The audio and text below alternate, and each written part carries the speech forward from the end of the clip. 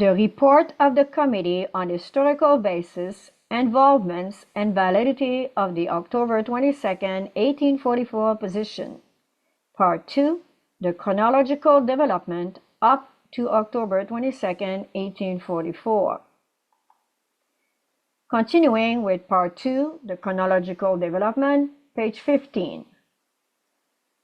As a related part of the seventh-month movement position, Snow, Storrs, and Litch adjust the beginning of the 1335-year period from 508 to 509 AD in order to bring its close into harmony with the now generally accepted ending of the 2300 years in 1844, which is recognized as the grand synchronous ending of all these interrelated prophetic periods.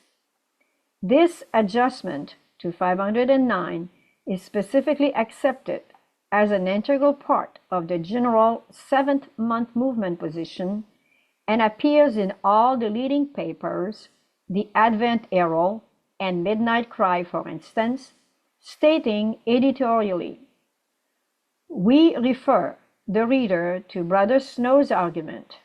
One thing, however, is evident. All those periods must terminate together. None of them are yet terminated, and the longer periods we should expect would point to the termination of the shorter ones. We are therefore fully justified in expecting in the present autumn the termination of all the prophetic periods. The 2300 years of Daniel must very soon expire. The 1305 and 30 years will end at the same time, and Daniel will stand in his lot.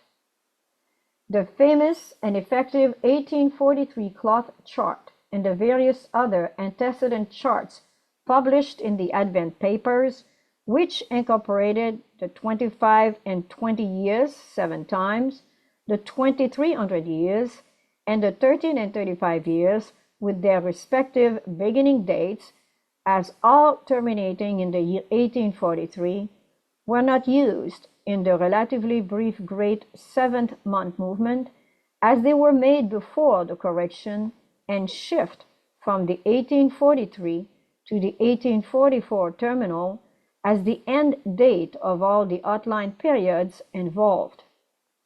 Now, on August 22, 1844, Snow published this remarkable statement in the very heart of his true Midnight Cry, the document which really gave form and impetus to the seventh-month movement. This event, the crucifixion, took place according to Dr. Hales, one of the ablest and best chronologers, in the spring of AD 31. Ferguson has placed it in AD 33, but in order to prove it, he assumes the rabbinical mode of reckoning the year, which is not correct. They commence the year with the new moon in March, but the Karaite with the new moon in April. The word Karaite signifies one perfect in the law. These accuse the rabbins of having departed from the law and conformed to the customs of the heathen, and the charge is just, as they regulate their year by the vernal equinox in imitation of the Romans, whereas the law says nothing of the vernal equinox, but required on the 16th day of the first month the offering of the first fruits of the barley harvest. But if the year be commenced according to the rabbins with the new moon in March, the barley harvest could not possibly be ripe in 16 days from that time. The Karaites are therefore undoubtedly correct. Now our Lord was crucified on the day of the Passover, as it is evident from John chapter 18, verse 28. It was likewise the day before the Sabbath, as is proved by John chapter 19, verse 31. According to the rabbinical reckoning, the Passover occurred on the day before the Sabbath in AD 33, and not for several years before or after. But, according to the Karaite reckoning, the Passover occurred on that day in AD 31. Therefore, that was the year of the crucifixion. The covenant was confirmed half a week by Christ and the other half by his apostles. In order to grasp the significance of Snow's strong and really revolutionary stand on 31 AD crucifixion as a Karaite reckoning, it is necessary first to take a retrospective glance. After the passing of Miller's year 1843, about the time of the spring equinox in 1844, this significant statement, among others, appeared during the discussion. For if the Jews commence their years in the time of our Savior in accordance with their present calendar, Ferguson's calculation, which is based upon it, would prove the crucifixion to have been on the 3rd of April, AD 33. But if it was not then in use, it does not demonstrate that the crucifixion was in that year. On this point, the whole question of 33 turns. The vital point of the argument in this quotation lies in the difference, which was even then becoming increasingly apparent, between the erroneous basis of Ferguson's conclusions concerning 33 as the death year of Christ and the only true basis of calculation which could be applied to the first century. This difference turns in the ultimate upon the complex stipulations of the modern Jewish calendar. From the united testimony of authorities on this question, three principal contrasts are to be noted between it and the Hebrew regulations operative in the time of Christ. These are, number one, the computed rabbinical Jewish calendar of the 4th century onward does not observe its new moon festivals on a Sunday, Wednesday, or Friday, or its Pascha on a Monday, Wednesday, or Friday. These illicit days are exempted according to the rules Adu and Badu. Number two, since the time of its fixation in the 4th century, the rabbinical Jewish calendar has ignored the Mosaic law of the barley sheaf connected with the Passover, and as a Nisan or Abib or first month, which begins principally in March, the Pascha always taking place at the time of the first full moon after the vernal equinox, before the harvest is ripe in Judea. Number three, the modern Jewish Passover, as Nisan 15, coincide with the full moon unless a day illicita interferes, which advances the feast one day. The ancient command of Passover on the 14th is no longer observed. Nisan 15, as the day of the full moon, obliterates the divinely appointed astronomical interval between conjunction and the first day of Nisan. This latter feature will be more fully discussed in Part 5. Because these pronounced features of the Rabbanite calendar had, from the 9th century onward, been strenuously opposed by the Karaite scholars, the argument pertaining to the date of the crucifixion began ultimately to center around these three lines of difference and were designated by the Adventists in the Seventh Month Movement as contrasting Rabbanite and Karaite positions for a Friday Passover during the ministry of Christ. And down through the centuries, this has indeed been the index finger to the problem. Consequently, from the viewpoint of calendar science, from the evidence of the moon's behavior in a relation to the earth, from the harmonizing of the solar and lunar equations governing the Hebrew year, which by the command of God was to confront both the sun and also the moon, it was conformed to both the sun and also the moon, and from the demands of the prophecies of Daniel as well as of history, as pertaining to the ministry of Christ, the thought of these 1844 students of prophecy was focused upon the year 31 AD as the only possible alternative for the previously held 33 AD Passion of Christ. The year 30 was rejected, obviously, for the reason that it cuts short the working period of Christ by one Passover, and because it does not fit the specifications of the prophetic myths of the week. The question of the 4 Passovers will likewise be discussed in Part 5. So, on the foundation of the Mosaic teaching, the seventh-month leaders concluded that, number 1, the Passover Nisan is an April Nisan when the rain is over and gone. Number 2, the barley ears must be ripe by the middle of Nisan or about the 14th day. And number 3, the Passover festival can come on any day of the week, there being no days illicita. Ferguson's choice of the year 33 with April 3 as a Friday Passover was consequently rejected as Rabbanite in character because occurring on the first full moon after the equinox, before the barley could possibly be ready for the festival offering. And if Ferguson crucifixion day as of April 3rd, though actually the day of a full moon, with their faces on the eastern horizon at sunset, were placed in its proper relation to the 14th day of Nisan, the day on which the lambs were slain, that Friday, according to the testimony of the early Jewish writers in and before the time of Christ, was Nisan 13, the day before the regular Passover of the Jews, and could not have been the day on which Jesus was crucified. Of this fact, the Karaites give evidence from computations which have crept into their modern system of calculation.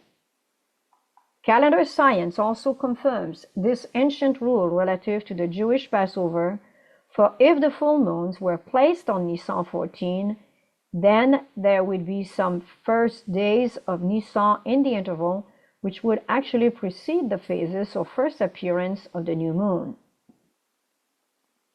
According to Ailes, the true Paschal full moon was the day before, Thursday, when Christ celebrated the Passover with his disciples. The seventh-month movement leaders were thus left with the year 3180 as the Karaite year for a Friday Passover because of its relation to the ripening barley in April.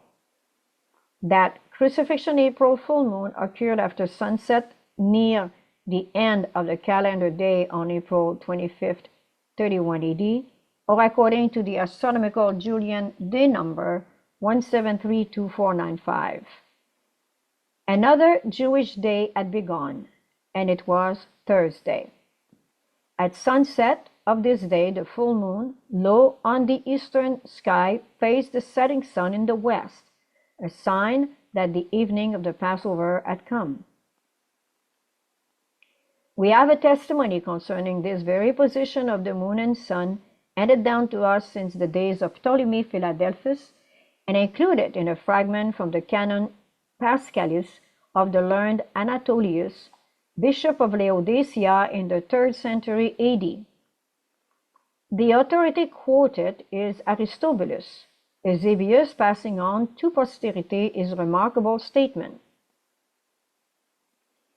Aristobulus, it is there said, maintained that at the Paschal festival, the sun as well as the moon must necessarily have passed the equinoctial point, that the day of the Paschal festival began on the 14th of Nisan after the evening, when the moon stands diametrically opposed to the sun, as anyone can see at the time of full moon.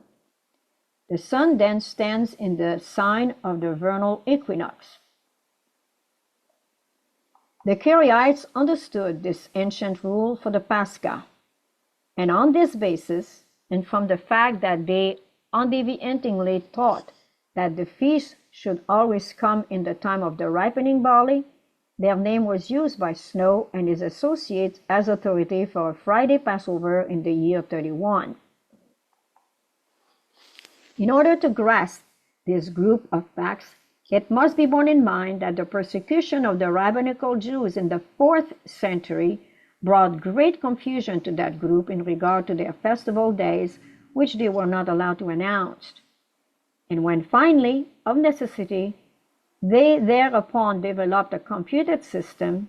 It was molded under the distinct influence of the councils of the Catholic Church, who dictated the position of the 14th day of Nisan to be that of the first full moon after the spring equinox, as from this point the Church regulated her own Easter feast. These facts in Jewish history were well known to Joseph Scaliger and also to Sir Isaac Newton, whom the Millerite leaders had studied. But both of these chronologers erred in allowing 5 Passovers to the years of Christ's ministry. Consequently, their testimony, along with that of Ferguson concerning the day of the crucifixion, was deliberately and understandingly set aside by the men of the 7th month movement in locating the cross in the midst of Daniel's prophetic 70th week. Never should it be forgotten in this connection that reaching clear back to the times of pagan Rome, the emperor, as Pontifex Maximus, ever claimed and exercised the power of control over the calendar. And when we reach the period of the professed Christian Roman emperors, beginning with Constantine, we observe the same control exercised in fixing the Christian festivals, particularly as regards to Easter. Constantine, presiding over and controlling the Council of Nicaea in 325 AD, there regulated and fixed under the influence and at the behest of the Roman Catholic bishops the Easter feast to occur on the first Lord's Day following the first full moon, either on or after the vernal equinox, based upon the cycle of the golden numbers, the 19-year cycle, as commanded by the Council of Nicaea. This was made obligatory by Roman civil law. This political, ecclesiastical decision profoundly influenced the attitude of the Jews and forced the fixation of their sacred calendar, particularly as regard the time of their Passover, contrary to the express command of Jehovah. The developing Roman Catholic Church sought in this way to settle the 4th century controversy created by the moon question in relation to the Passover. But Clavius plainly declares that both the day and date of the appointed paschal rite of the Church is not the true way. These two factors, Christian and Jewish, consequently constitute the erroneous basis upon which many noted scholars have calculated a 33 AD crucifixion date. 33 AD is thus both the distinctively Roman Catholic crucifixion date and the much sought rabbinical Jewish Friday Passover that would coincide with the year in Christ's ministry. Furthermore, the title and office of Pontifex Maximus, laid aside by the Roman emperors, was assumed by the Bishop of Rome, and the power to regulate the calendar persisted throughout the period of papal supremacy, as witness Gregory XIII and his famous Gregorian calendar reform, with its 10-day adjustment, effected through aid of the great scholars Scaliger, Calvius, and Lilius. This did not affect, however, the consecutive serial days of the week ending with the Sabbath, which have continued undeviatingly through the centuries, Friday, October 15, 1582, taking the place of Friday, October 5th of the same year. This, however, will be revised in further studies. Thus, we see that the little horn's subtle manipulation of the times and laws of God outlined in Daniel 7 extends out beyond the flagrant Sabbath aspect to effect universally accepted ecclesiastical calendar changes, both Christian and Jewish, which in turn had to be discarded by the Millerite leaders before they could reach a true conclusion as to the 31 spring crucifixion in the midst of the 70th weeks. Thus, so established the certainty of the 1844 autumnal terminus of the 2300 years. And here is a list of the impressive references from the Millerites and also from this particular committee gathered together in order to demonstrate the validity of the 18 or the 7th month movement. Very impressive. As we continue with the part 2 chronological development, we enter now into the page 22 in continuation with number 10, entry upon tarrying time.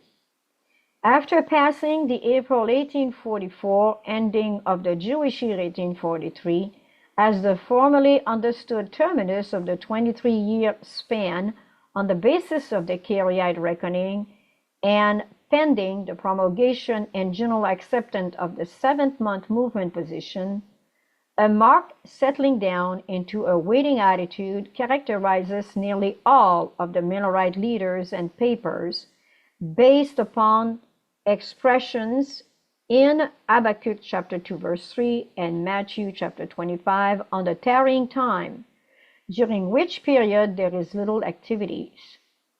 Leaders are slow about accepting the 7th month position, resting back into the tarrying time phase of the parable. Number 11, movement becomes all-absorbing. From August 1844 onward, the 10th day of the 7th month movement, or true midnight cry, steadily gains momentum and place among Adventist preachers and papers. In September and early October, the Snow True Midnight Cry article of August 22nd is printed and reprinted, both separately and in practically all Adventist journals. Giving the cry becomes the all-absorbing burden, as all other aspects and corollaries pale into insignificance. Number 12, pioneers capitulate tardily. The most prominent Millerite leaders are the last to take their stand for the October 22nd date. Miller finally capitulates on October 6th, still holding, however, to his former 1843 terminus as at the equinox in March, but making the applied tarrying time of Habakkuk chapter 2 verse 13 and Matthew chapter 25 extend to October 22nd as the expected day of the Advent on the basis of the types. Miller is almost alone in failing to change from 1843 to 1844 for the terminal date of the 2300 and 1335-year periods, and in correcting the crucifixion date from 33 to 31 in the midst of the 70th week. It should be clearly understood that the 7th month movement, so far as the general emphasis and support of the specific day, October 22nd, is concerned, was confined to a few weeks prior thereto. The leaders and the leading papers which voiced their attitude were still markedly conservative, and even when they began to espouse the Snow position, and at first using such expression as about October 22nd or 23rd, or coincides nearly with October 22nd. Only Snow and those accepting his position are, from August onward, positive in conviction and specific and aggressive as to specifying the day. The majority are hesitant. It is ultimately the gripping consciousness of actually living within the fateful 7th month with its attendant experiences that brings the great oaths of Adventist preachers and people to final acceptance and intensive support of the October 22 date. Number 12. Basis of precise calculation.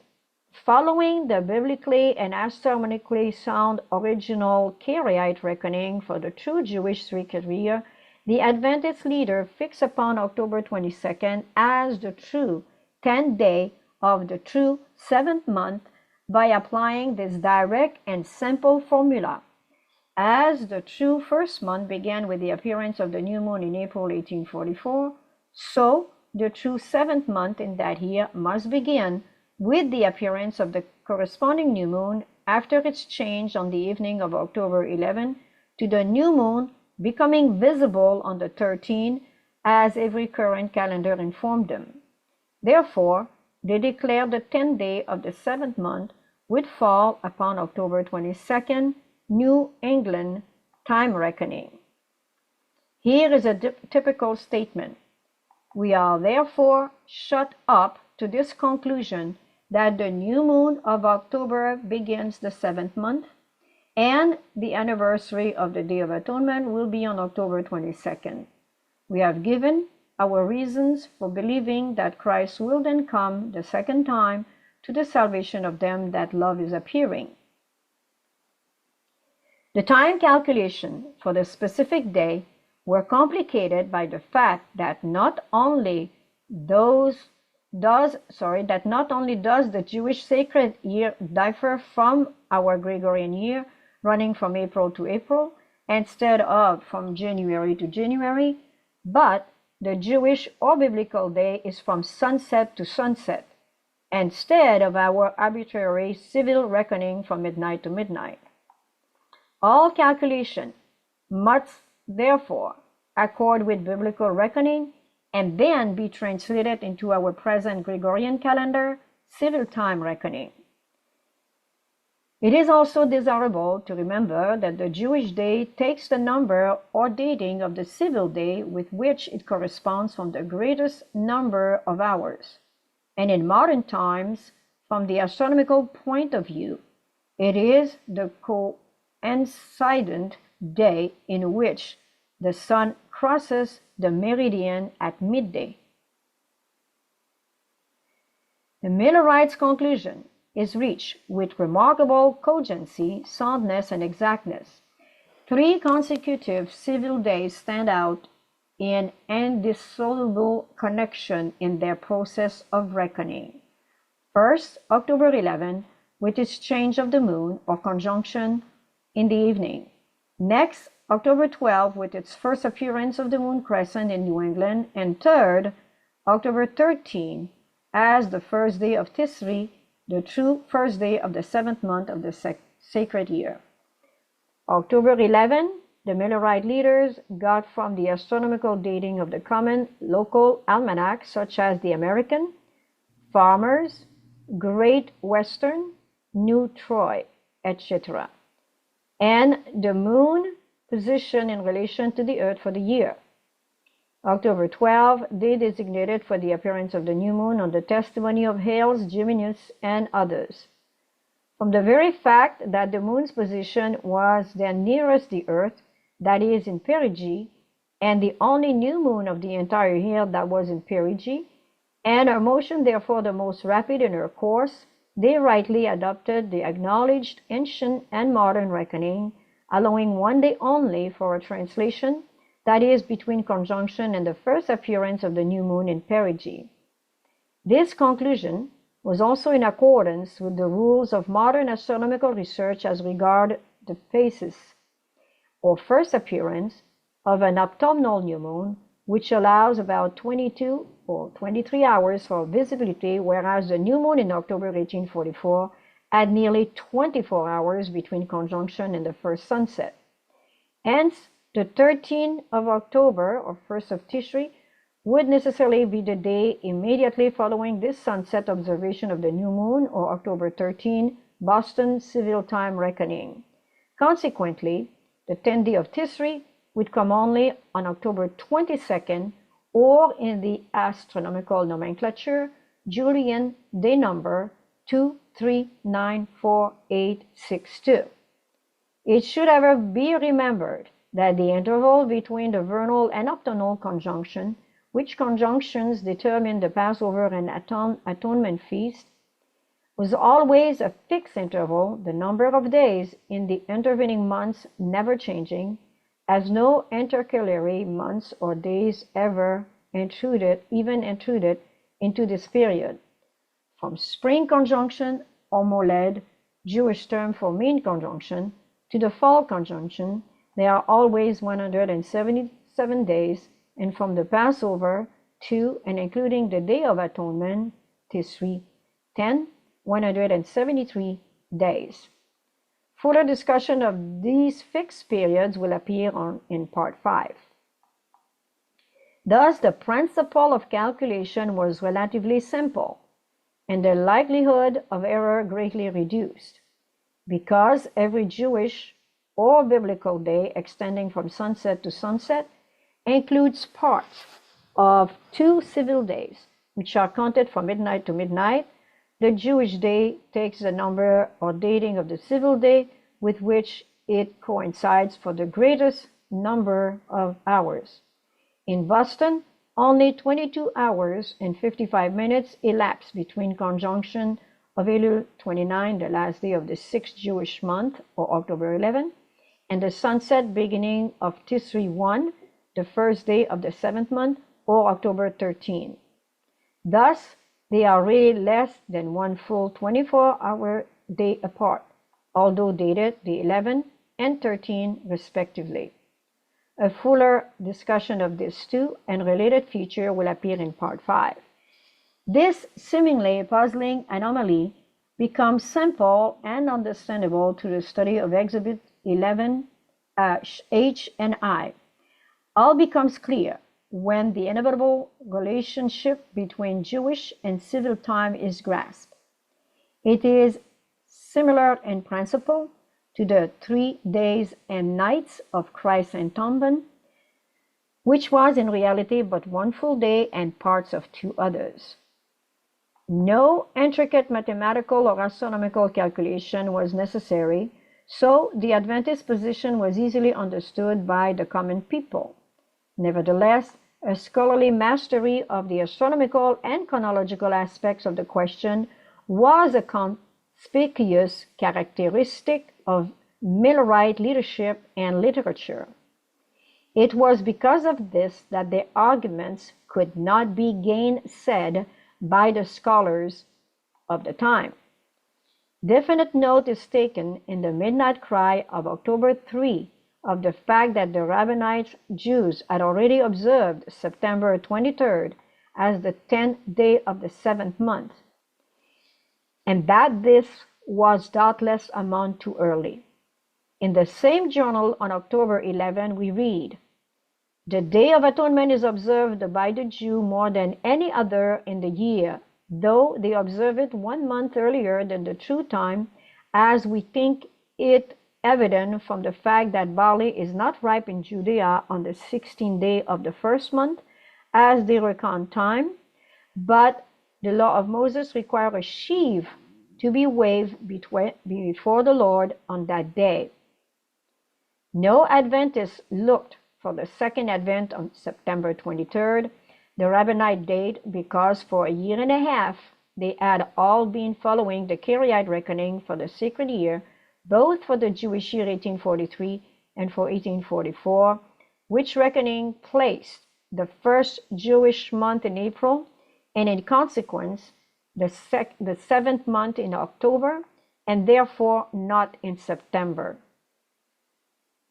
We encourage you here specifically to read the reference number 8, having to do with 1582 and the Gregorian calendar, as well as the reference 11 regarding the beautiful month of Passover and all of full ultimate commitment. The final issues of practically all the leading Adventist papers before the great day of expectation now stress the absolute confidence in the October 22nd expectation and the chronological involvements heretofore specified. The solemnity produced by this consciousness during the last 10 days preceding the crisis hour is profound in its sobering and energizing effect. The leading Adventist spokesman said, "We are now actually living within the fateful 7th month." The snow and stores articles predominate in all Millerite paper and editorial endorsement give full support. The Midnight Cry, for example, was issued on October 10, 11, 12, and 19, each with either the snow or stores article or both. There were then no paper until after the day had passed. This was prepared by Leroy Edwin Froom.